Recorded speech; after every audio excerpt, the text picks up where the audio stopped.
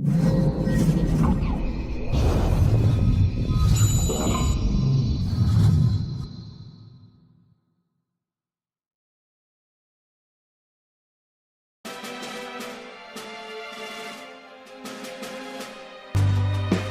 Karoq is the replacement for Skoda's popular Yeti, a rare sort of small SUV that actually had character and a distinct personality.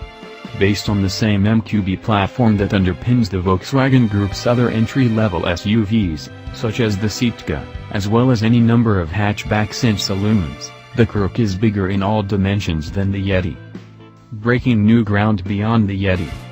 Upgrade to SEL, and the Karoq comes very well equipped. LED lights, chrome roof rails, heated front seats, VarioFlex seats, and Alcantara upholstery, front parking sensors, a rear view camera, 18-in alloy wheels, keyless entry and an 8.0-in touchscreen infotainment system complete with sat-nav are all included. Powering the Karoq's charge.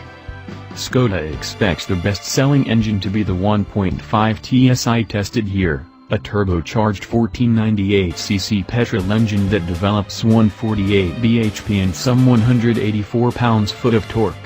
There is also a turbocharged triple and a couple of diesel options powered by the usual 1.6 and 2.0-liter suspects, too, but this 1.5-liter 4-pot is refined and impressively responsive for a turbo unit. With 0 to 62 miles per hour dispatched in 8.4 seconds. Performance is adequate, although the car certainly never feels quick. There is a DSG gearbox option, too, and although this particular car is front-wheel drive only, there are four-wheel drive models available. The Karoq's smooth character.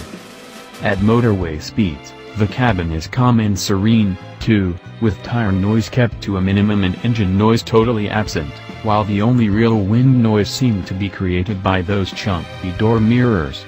Given the tall ride height, it's no surprise the car rolls a fair amount in spirited cornering, but there's enough control, grip and stability that the car will hold on gamely if you fling into a few bends.